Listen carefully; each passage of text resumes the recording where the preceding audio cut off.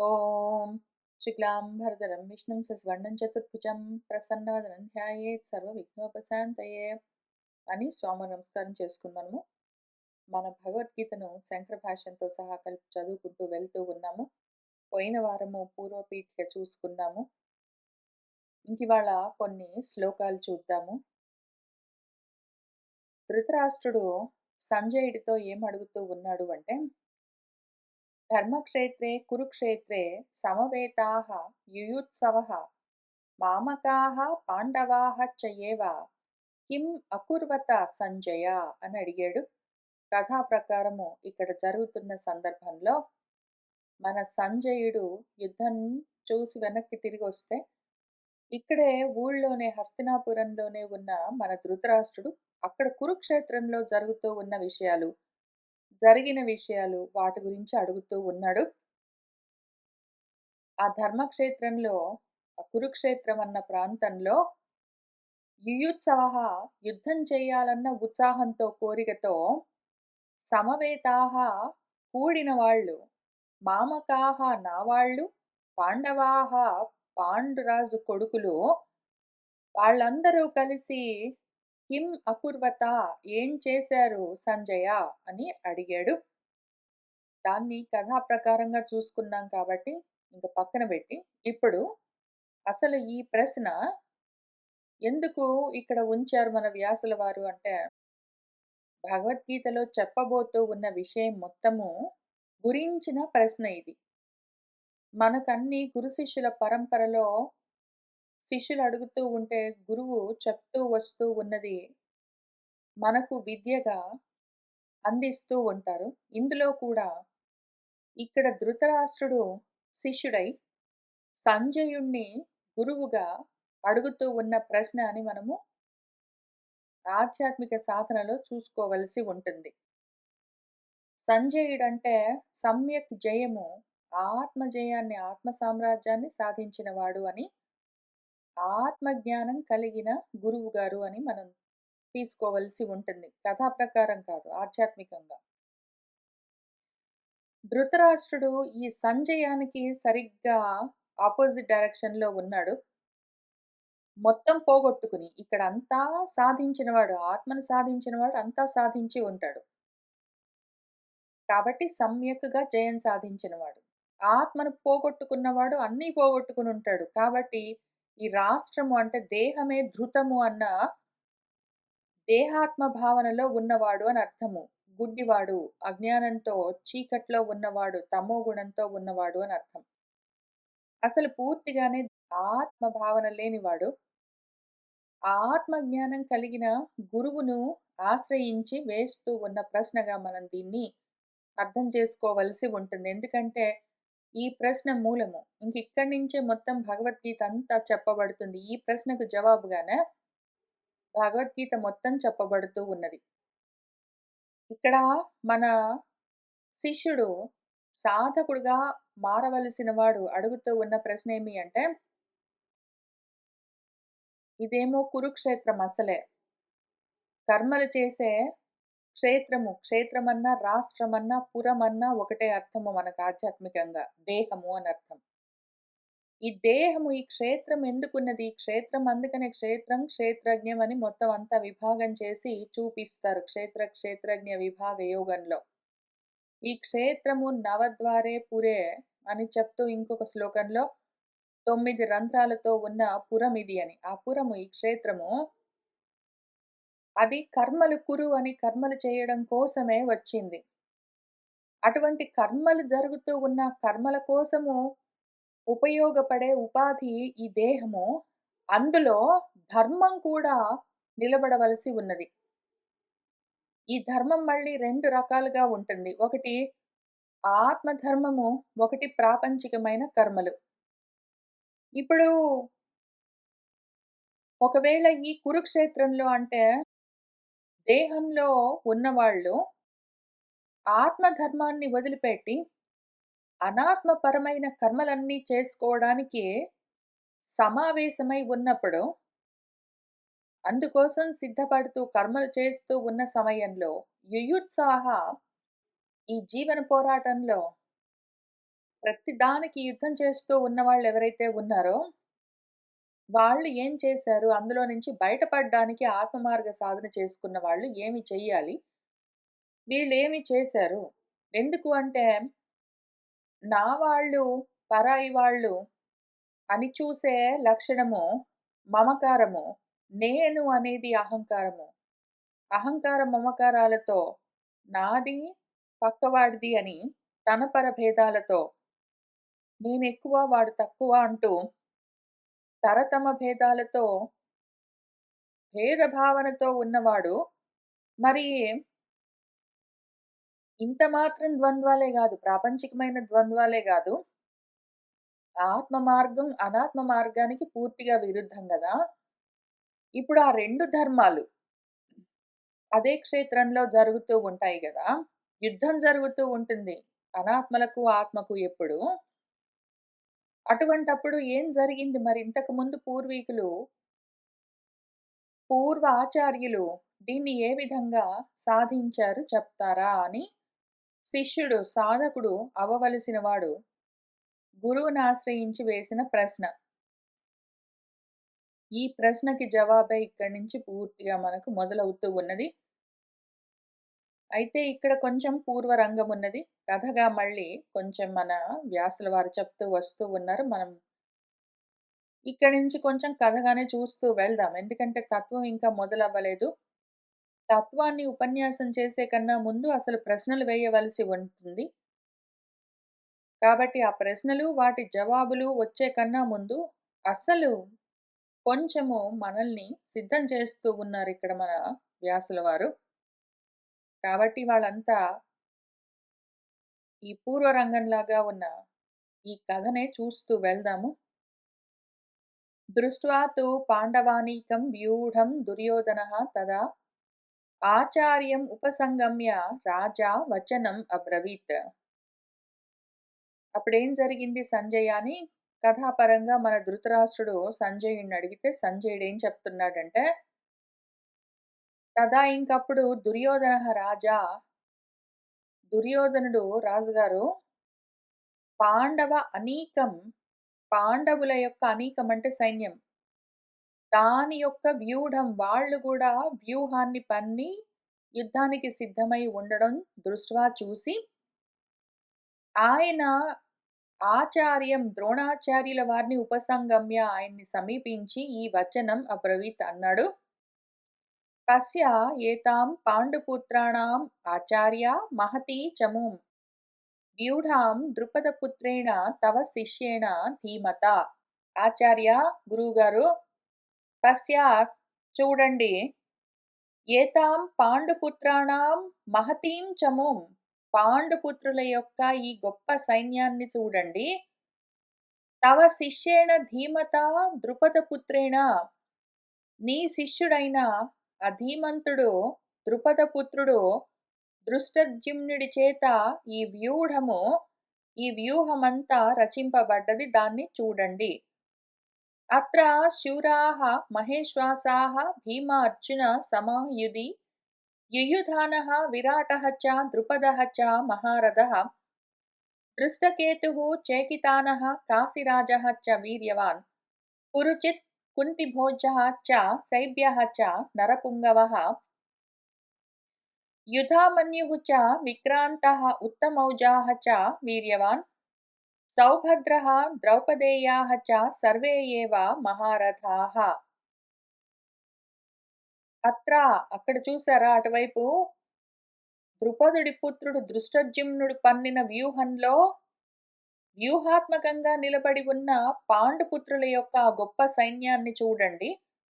అందులో ఎవరెవరున్నారు అంటే, శూరాహ, గొప్ప శూరులు, పరాక్రమవంతులున్నారు. మహా ఇషు ఆసాహ, ఇషు అంటే బాణము, బాణ ఆసము అంటే ఆ బాణాన్ని దేనిపైన పెట్టి వదులుతారో ఆ ధనస్సు. గొప్ప ఇశ్వాసాలు అంటే గొప్ప ధనస్సులను కలిగిన వాళ్ళు ఒక్కొక్కళ్ళు భీముడికి, అర్జునుడికి సమానంగా ఉన్నారు యుద్ధం చేయడంలో. వాళ్ళ పేర్లేమి అంటే యుయుధానుడు, విరాటుడు, ద్రుపదుడు, ఆయన మహారథుడు, దృష్టకేతువు, చేకితానుడు, కాశీరాజు ఈయన గొప్ప వీర్యవంతుడు. పురుజిత్, కుంతిభోజుడు, ఆ నరపుంగవుడు, నరశ్రేష్ఠుడు, శైబ్యుడు. యుధామన్యుడు, విక్రాంతుడు, ఆ వీర్యవంతుడు, ఉత్తమౌజుడు.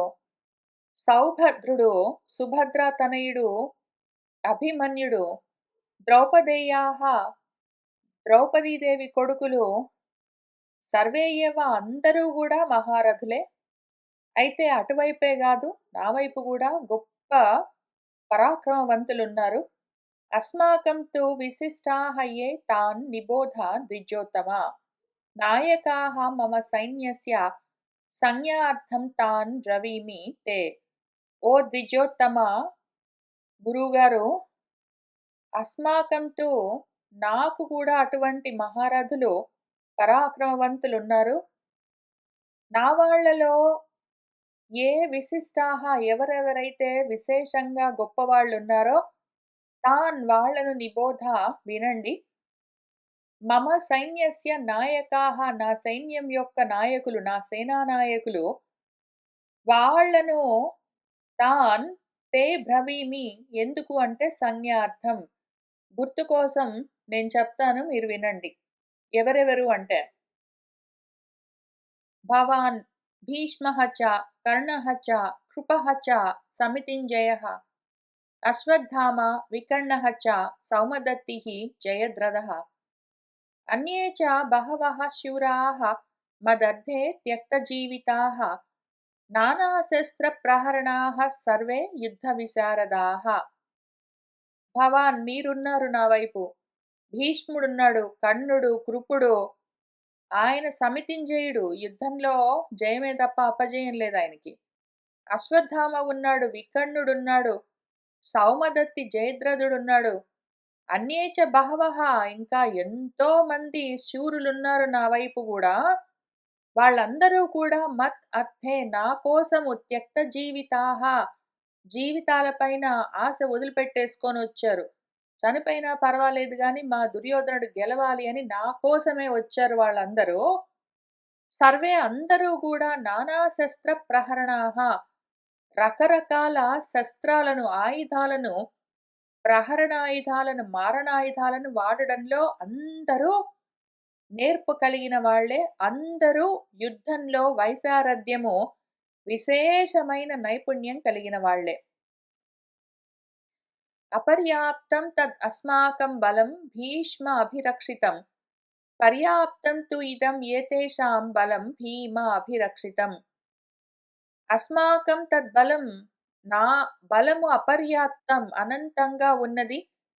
నా సైన్యము బలము అంటే సైన్యము భీష్ముడి రక్షణలో ఉన్నది. భీష్ముడు నా సైన్యానికి సైన్యాధ్యక్షుడు. తు కానీ ఏతేషాం ఇదం బలం వాళ్ళ సైన్యము అంతంత మాత్రంగా పర్యాప్తంగా ఉన్నది. అది భీముడి చేత రక్షింపబడుతూ ఉన్నది. అయనేషు చ సర్వేషు యథాభాగం అవస్థితాః భీష్మం ఏవ అభిరక్షంతు భవంతః సర్వే ఏవ హి. మీరేం చెయ్యండంటే సర్వేషు అందరూ అయనేషు మీ మీ స్థానాల్లో యథాభాగం అవస్థితాః మన వైపు కూడా మనం వ్యూహాన్ని తయారు చేసుకుని ఉన్నాం కదా. మనం ఎవరము ఎక్కడెక్కడ ఉండాలో అక్కడక్కడ ఉండాలి. మీరందరూ అట్లానే ఉండి భవంతః సర్వే ఏవ భీష్మం ఏవ అభిరక్షంతు భీష్ముణ్ణి మన సైన్యాధ్యక్షుణ్ణి రక్షిస్తూ ఉండండి అని ఆయన చెప్తూ ఉండగానే తస్య సంజనయన్ హర్షం కురువృద్ధః పితామహః సింహనాదం వినద్య ఉచ్చైః శంఖం దద్మౌ ప్రతాపవాన్. ఇంకా అప్పుడు తతః తస్య ఆయనకు మన దుర్యోధనుడికి హర్షం సంజనయన్ హర్షాన్ని కలిగిస్తూ కురువృద్ధుడు పితామహుడు భీష్ముల వారు ఒక ఉచ్చైః సింహనాదం ఒక పెద్ద పెడబొబ్బ వినద్య వినిపించి అట్లానే ఆ ప్రతాపవంతుడు భీష్ముడు శంఖం దద్మౌ శంఖాన్ని కూడా పూరించాడు. తతః శంఖాః చ భేర్యః చ పణవ ఆనక గోముఖాః సహసా ఏవ అభ్యహన్యంత సహ శబ్దః తుములః అభవత్. తతః ఇంక వెంటనే యుద్ధం మొదలవబోతున్న గుర్తుగా ఇటువైపు సైన్యాధ్యక్షుడు, రెండు వైపులా కురువృద్ధుడు భీష్ముడు శంఖాన్ని మోగించగానే తతః వెంటనే ఇంక సహసా ఏవ ఇంక ఆలస్యం లేదు. అందరూ వారి వారి శంఖాలను, భేరీలను, పణవాలను, ఆనకాలను, గోముఖాలను, రకరకాల వాయిద్యాలను యుద్ధం మొదలవబోతూ ఉన్నది అని సిగ్నల్స్ అందరూ అభ్యహన్యంతా చేశారు. పెద్దగా మోగించారు. అవన్నీ పెద్దగా మోగుతున్నాయి. ఎంత శబ్దం అంటే అది. సహ శబ్దః ఆ శబ్దము తుములః అభవత్ చాలా గట్టిగా వినిపించింది. తతః శ్వేతైః హయైః యుక్తే మహతి స్యందనే స్థితౌ మాధవః పాండవః చ ఏవ దివ్యౌ శంఖౌ ప్రదధ్మతుః. తతః ఇంక అటువైపు కూడా వెంటనే శ్వేతైః హయైః యుక్తే తెల్లటి గుర్రాలు పూంచిన మహతి స్యందనే ఒక పెద్ద రథంలో స్థితౌ ఉన్నవాళ్ళు ఇద్దరు పాండవుడు, మాధవుడు, కృష్ణుడు, అర్జునుడు తమ తమ దివ్యమైన శంఖాలను ప్రదధ్మతుః వాళ్ళు కూడా పూరించారు. పాంచజన్యం ఋషికేశః దేవదత్తం ధనంజయః పౌండ్రం దద్మౌ మహాశంఖం భీమకర్మా వృకోదరః అనంత విజయం రాజా కుంతీపుత్రః యుధిష్ఠిరః నకులః సహదేవః చ సుఘోష మణిపుష్పకౌ కాశ్యశ్చ పరమేశ్వాసః శిఖండీ చ మహారథः దృష్టద్యుమ్నః విరాటः చ సాత్యకిః చ అపరాజితः ద్రుపదः ద్రౌపదేయాः చ సర్వశః పృథివీపతే సౌభద్రः చ మహాబాహుః శంఖాన్ దద్ముః పృథక్ పృథక్. ఋషికేశుల వారు మన గురువు గారు కృష్ణుల వారు పాంచజన్యాన్ని, ధనంజయుడు అర్జునుడు దేవదత్తాన్ని, భయంకరమైన కర్మలు చేయగలిగిన వాడు మన వృకోదరుడు భీముడు పౌండ్రం అన్న పేరున్న మహాశంఖాన్ని దద్మౌ మోగించారు. అట్లానే మన కుంతీపుత్రుడు యుధిష్ఠిరుడు రాజుగారు అటువైపు అనంత విజయమన్న శంఖాన్ని, నకులుడు సుఘోషము, సహదేవుడు మణిపుష్పకము అన్న శంఖాలను మ్రోగించారు. ఆ మహారథుడు శిఖండి, గొప్ప ధనుస్సు కలిగిన వాడు కాశీరాజు, అట్లానే దృష్టద్యుమ్నుడు, విరాటరాజు, సాత్యకి, ఆయన అపరాజితుడు వీళ్ళందరూ, వాళ్లతో పాటే ద్రుపదుడు, ద్రౌపదేయులు, ద్రౌపది పుత్రులు, సర్వశః పృథివీపతే సర్వశః అన్ని వైపుల నుంచి అందరూ ఓ పృథివీపతి రాజా ధృతరాష్ట్ర మహారాజా, వాళ్లతో పాటే సౌభద్రః మన అభిమన్యుడు ఆ మహాబాహువులు కలిగిన వాడు ఆయన, పృథక్ పృథక్ వేరు వేరుగా ఎవరి రథాల్లో నుంచి వాళ్ళు యుద్ధం మొదలవబోతున్నది అన్న గుర్తుగా వారి వారి శంఖాలను దద్ముహు పూరించారు. సహ ఘోషః దాత్ర రాష్ట్రాణం హృదయాని వ్యదారయత్ నభః చ పృథివీం చ ఏవ తుములః వ్యనునాదయన్. సహ ఘోషః ఆ శబ్దము దార్త్ర రాష్ట్రుల యొక్క, నీ తనయుల యొక్క, నీ వైపు వాళ్ళ యొక్క హృదయాలను వ్యదారయత్ గుండెలను బ్రద్దలు కొట్టింది ఆ శబ్దము. అంత భయంకరమైన పెద్ద శబ్దము. అసలు ఆ శబ్దం ఎంత ఉన్నది అంటే నభశ్చ పృథివీంచ ఏవా భూమ్యాకాశాలను కూడా తుములహ పెద్దగా వ్యనునాదయన్ భూమి ఆకాశాలు పిక్కటిల్లేటట్టు ప్రతిధ్వనులు కలిగే విధంగా ఆ శబ్దం అంతా నిండిపోయింది.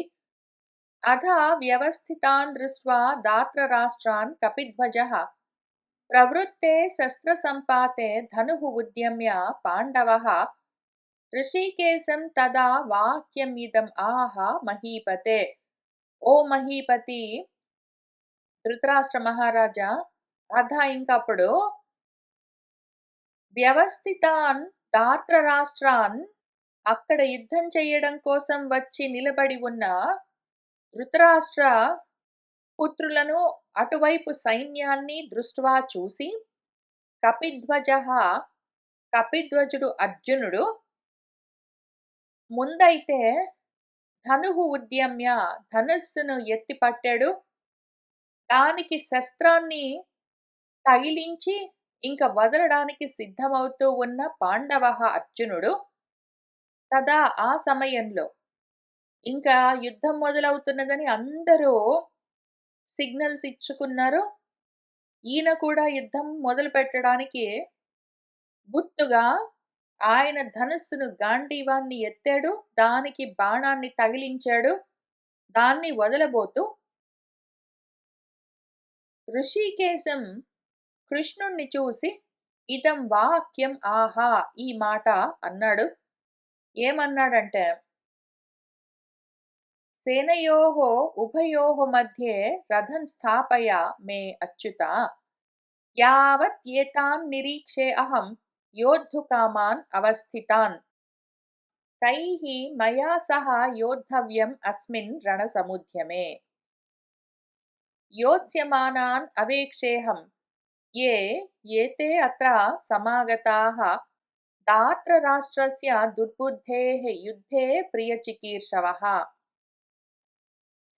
అర్జునుడు ఏమన్నాడంటే, అచ్యుత కృష్ణ, ఉభయోః సేనయోః మధ్యే, ఈ ఇరు సేనల మధ్యలో మే రథం స్థాపయ, నా రథాన్ని తీసుకెళ్లి నిలబెట్టు.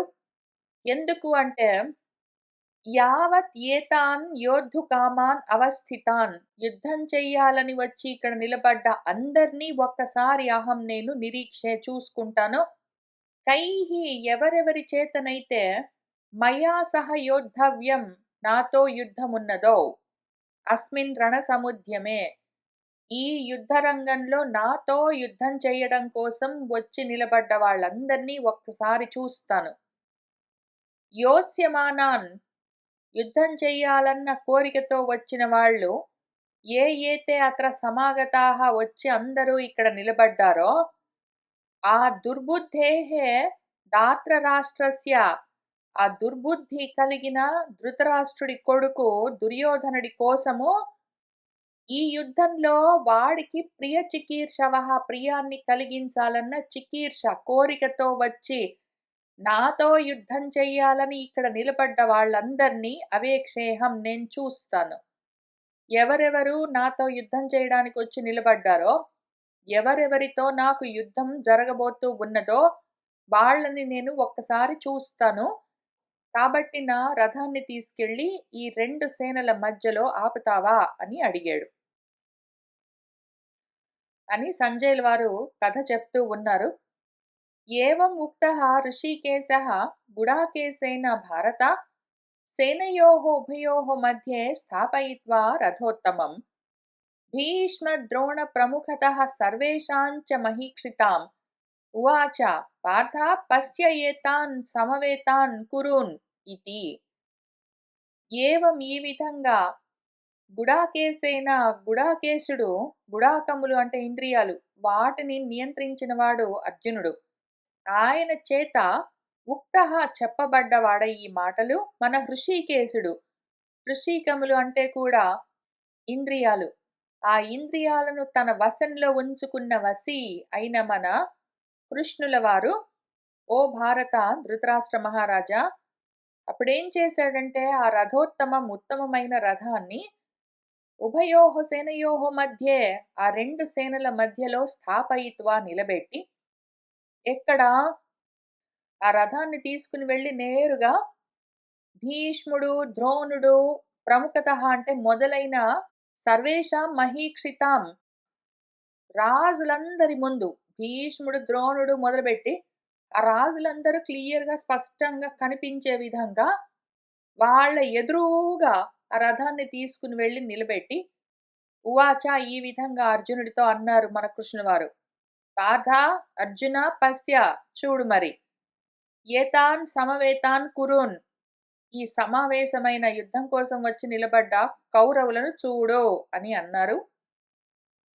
తత్ర అపశ్యత్ స్థితాన్ పార్థః పితॄన్ అథ పితామహాన్ ఆచార్యాన్ మాతులాన్ భ్రాతॄన్ పుత్రాన్ పౌత్రాన్ సఖీంస్తదా శ్వశురాన్ సుహృదః చయేవ సేనయోః ఉభయోః అపి తాన్ సమీక్ష్య సః కౌంతేయః సర్వాన్ బంధూన్ అవస్థితాన్ కృపయా పరయా ఆవిష్టః విషీదన్ ఇదం అబ్రవీత్.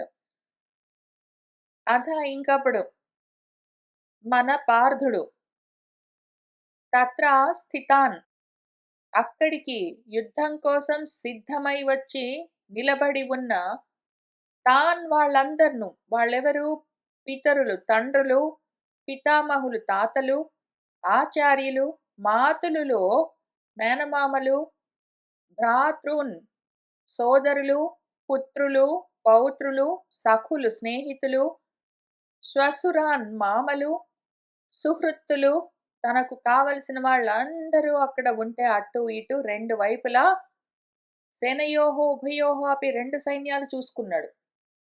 నాతో యుద్ధం చేయడానికి వచ్చిన వాళ్ళెవరు, నేను యుద్ధం ఎవరితో చేయవలసి ఉన్నది అని. నాతో యుద్ధం చేయడానికి వచ్చిన వాళ్ళు ఇటు సైడ్ పాండవులందరూ, నేను యుద్ధం చేయవలసి ఉన్నది అటువైపు కౌరవులు. వాళ్ళిద్దరిని చూస్తాను అన్నాడు కాబట్టి చూసుకో అని చెప్పారు మన కృష్ణుల వారు. వాళ్ళందరినీ ఒకసారి చూసుకున్నాడు ఇరు సైన్యాల్లో.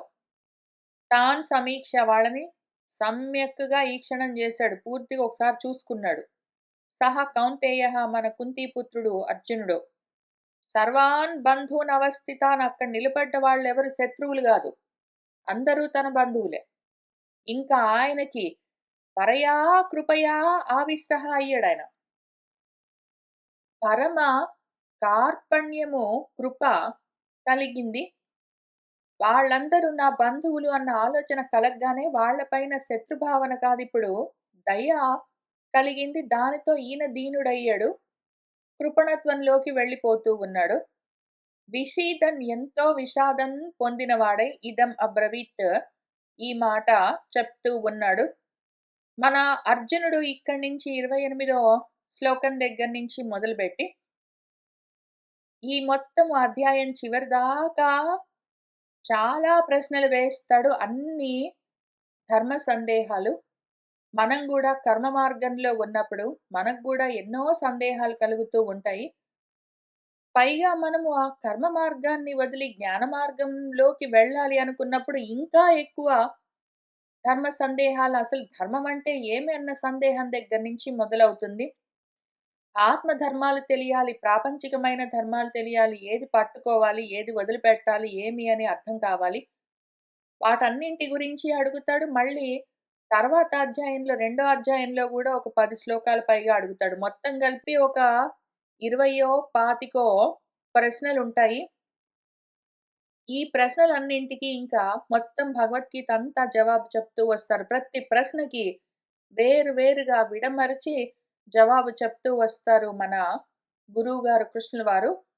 మనం వచ్చే వారం కలిసి కూర్చుని అర్జునుడి ప్రశ్నలు ముందు చూద్దాం. ఎందుకంటే అవన్నీ మన ప్రశ్నలు, మనకు కలిగే సందేహాలు, మన సంశయాలు. ముందు ఆ ప్రశ్నలు చూసుకుందాము. తర్వాత మన గురువు గారు మనకు చెప్పే సమాధానాలు కూడా చూసుకుందాము. ఇవాళకి ఇక్కడికి ఆపుతున్నాను.